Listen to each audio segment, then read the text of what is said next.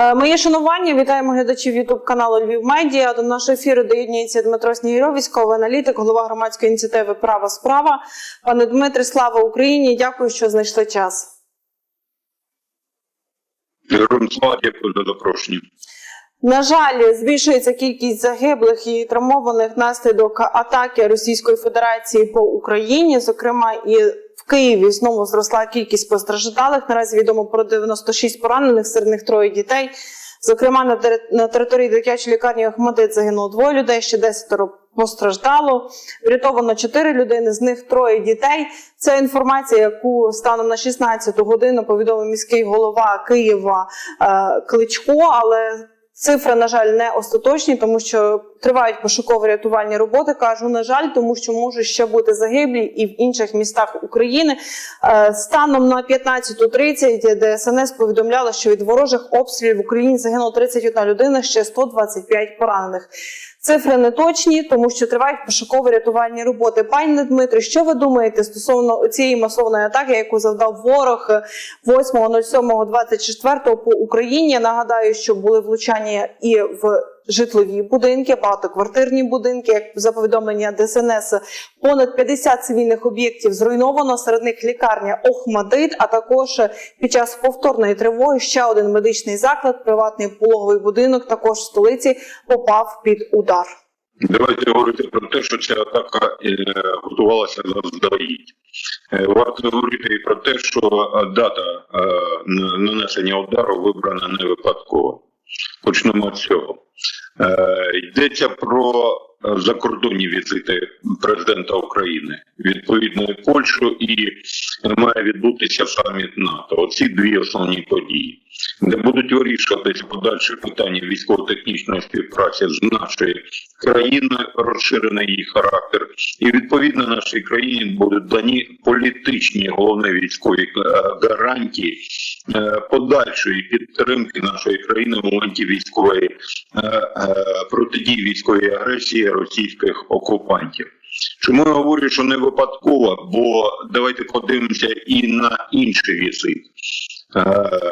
Це візит Орбана в КНР, де відповідно російська сторона намагається просунути власний план врегулювання ситуації, як вони кажуть, в Україні, а фактично схилити нашу країну до капітуляції на умовах територіальних поступок.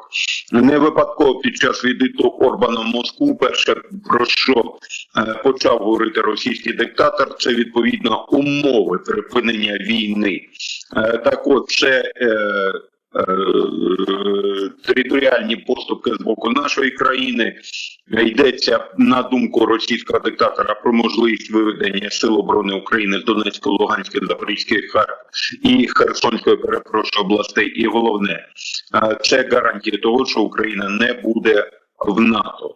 Тому я ще раз підкреслюю, удар по Україні він не випадковий. Це в першу чергу військово-політичний сигнал як керівництва України, так і відповідно нашим західним партнерам. Тобто таким чином російський диктатор намагається малювати вже свої чергові червоні лінії, даючи чітко зрозуміти, що відповідно жодні економічні санкції з боку країн Заходу і політична ізоляція Російської Федерації не зупинять його в моменті досягнення цілей.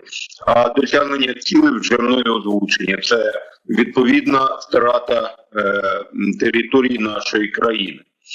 І це показово. І, до речі, для світу Путін показав, що він не готовий до переговорів і про ніякі переговори не йдеться.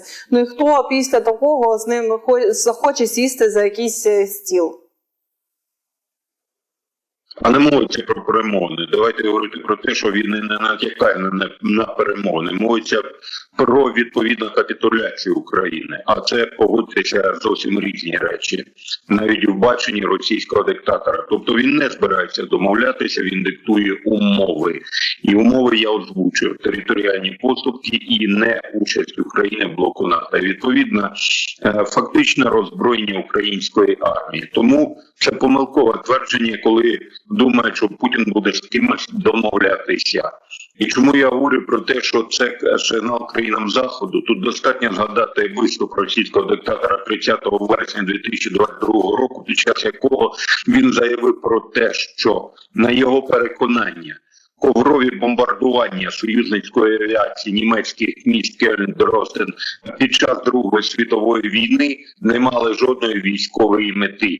А більше того, на його думку, подібні дії союзників відкрили скриньку Пандори. Тобто, ще в 22-му році він чітко дав зрозуміти країнам Заходу, що розглядає можливість нанесення ударів по цивільних об'єктах на території України. Відповідно, якщо не буде успіху безпосередньо на лінії бойового зіткнення. І що ми бачимо сьогодні? Київ, Дніпро, Кривий Ріг, Покровськ та низка інших міст, причому удари наносяться виключно по цивільній або медичній інфраструктурі. В Києві прилітає в житловий будинок, склався повністю під'їзд. Це військовий об'єкт. Дві медичні установи. Дві медичні установи, центр Охмадит, приватний пологовий будинок. Причому я відслідковую, мені вже поклали аналітику російських сайтів, вони намагаються показати або виправдати удар по Охмадиту тим, що начебто били по військовому об'єкту завод Артема, який знаходиться в декілька сот метрах. Але в цьому є помилка самих росіян. Били ракетою Х-101. А у неї прицільна точність, тобто радіус відхилення від цілі максимум 10 метрів.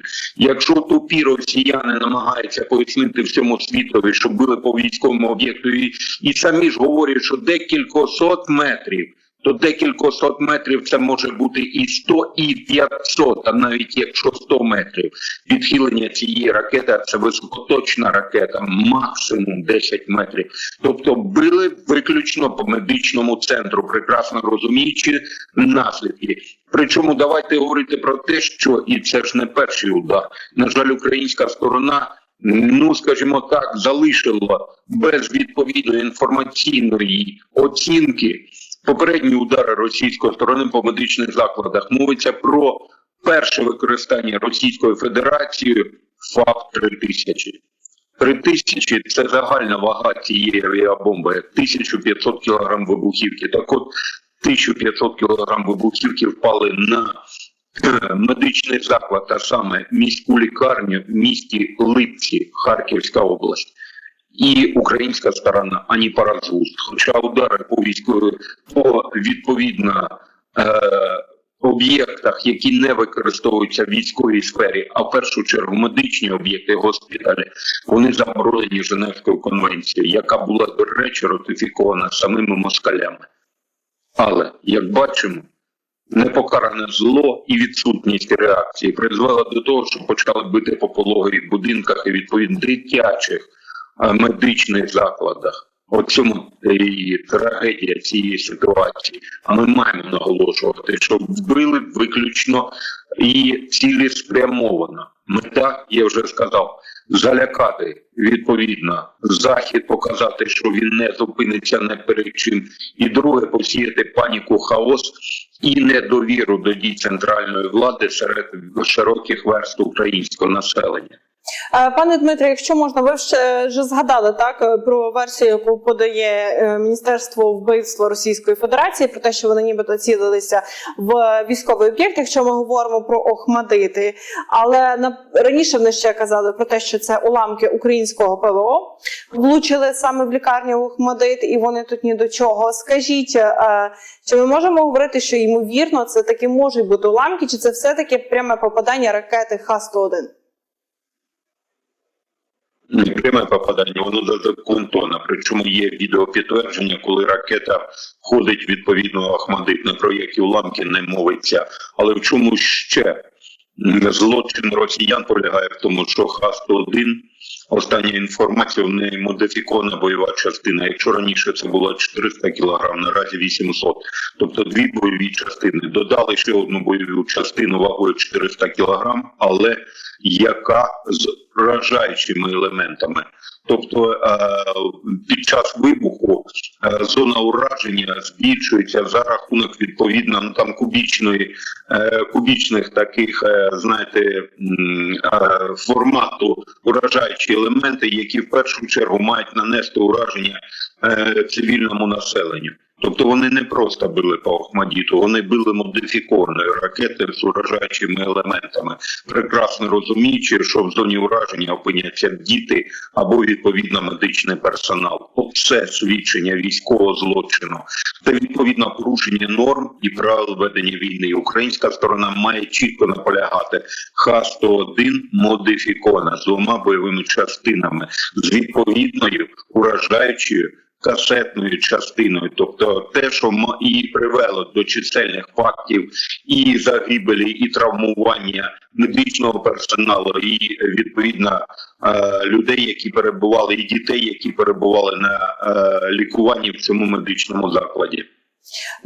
Кількість поранених у Дніпрі зросла до 12, 5 з них госпіталізовані, 1 людина у тяжкому стані, повідомив керівник обласної військової адміністрації Лисак. Через масовну ракетну атаку по місту Кривий Ріг загинуло 10 людей, ще 47 поранено.